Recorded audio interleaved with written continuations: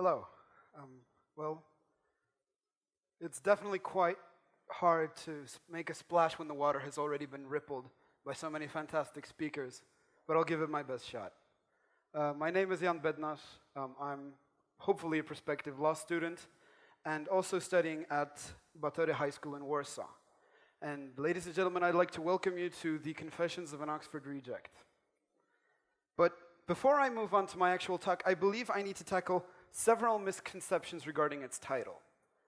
I do realize that it is slightly shrouded in mystery.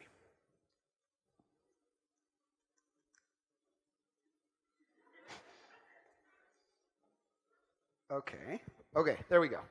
So, this is what I'm not trying to say. On one hand, this is not going to be a rant regarding Oxford's admission system, and as a matter of fact, Oxford University as such won't be that important a component to this particular talk.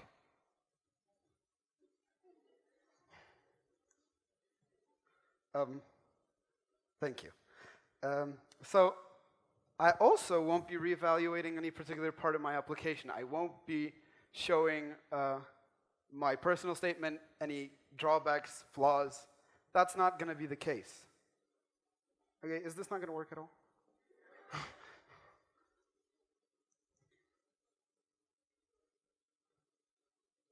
Next slide, please.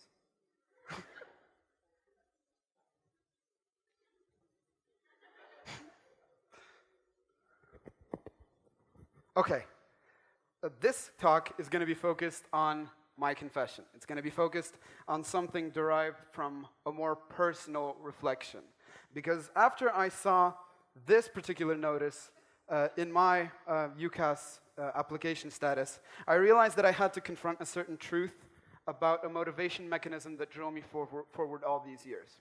So without any further ado, I'm just going to jump straight into that.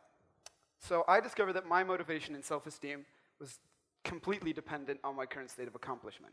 In short, I was an externally motivated goal perfectionist, as harsh as that sounds.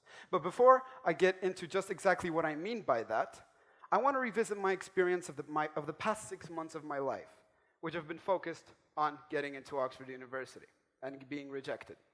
Now, I believe it's worth revisiting this particular experience because it let me break out of a cycle, even though it also fortified the attitudes that I mentioned just 30 seconds ago. So, 15th of October 2013. To many of those applying to the UK in the next year, you probably know this is an important date. This is a date by which you have to submit your applications to all courses in Oxford and Cambridge. For me, it meant, just like for anyone, submitting your personal statement, gathering your predicted grades, and more importantly, making your choices.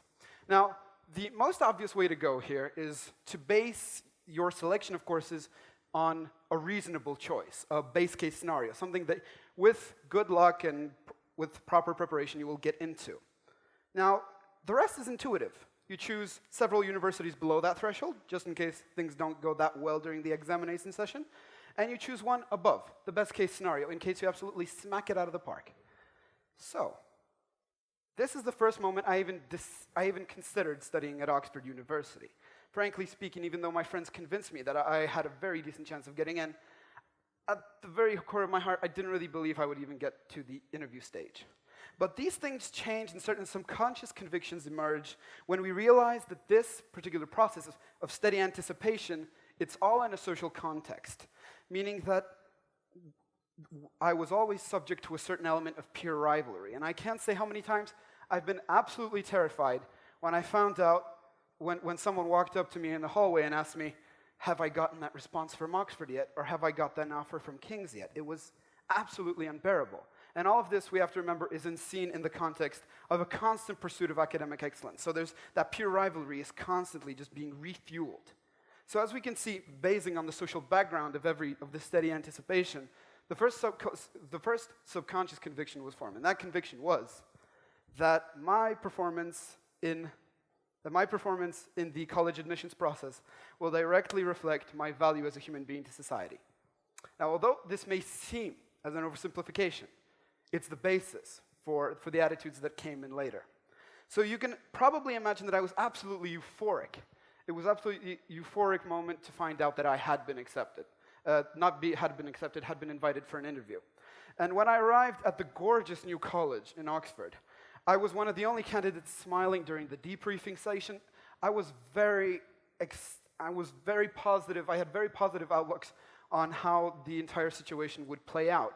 And honestly, the 10-year-old version of me inside me was absolutely ecstatic about studying where the Harry Potter films were shot. Now, returning to my experience, when I returned home on the 15th of December, more or less, I realized that I felt like the champion of the world. I felt like that one of the greatest universities in the world was just a step away. I experienced it. It felt so close. And I guess this created the second conviction, which is crucial in my case. And this is when the best case scenario, taking Oxford, merged into one with my base case scenario. So no other prospect was even remotely satisfactory to me at this point. And this, ladies and gentlemen, is what I call goal perfectionism. Goal perfectionism, in my case, combined with an abnormal dose of euphoric behavior. Now, looking back on my experience of my education in my middle school years and in the high school years, I realized that this is the way I've been functioning for the past 6 or 7 years, constantly putting off the idea of happiness to after I've accomplished a certain task. I'll be happy once I get into Batory High School. I'll be happy once I ace that test on Friday. I'll be happy once I graduate from Batory High School. But that prospect of happiness never seemed to move closer, and it was really a vicious cycle. But it was a cycle that I finally got to break out of through my Oxford rejection. Now, bearing in mind my goal perfectionism and the euphoric behavior, this came in pretty harsh. I'd like to say today that it was 2 weeks on and off mood swings and then I was over it. It wasn't. The self-reflection process took me a while. It took me a while, and it came at the price of 2 months of mourning-like behavior, of mourning, really. But then when I got myself thinking straight again, I realized that this is a phenomenon that thousands of young people are prone to every single year. Every applicant to Oxford, to Ivy League schools, every single one of them can develop these unhealthy attitudes. And this is how the manifesto of the college applicant was born. Even though it's a set of principles with a really big name, I believe it best summarizes my experience over the past several months. So without further ado, let's jump right into it. Make sure the best university is also the right university. In my case, pursuing Oxford was really abstract. It was like going after some sort of undefined perfection. And I never really considered whether or not Oxford Law School was the right place for me to go. So take that in mind. So take that into consideration.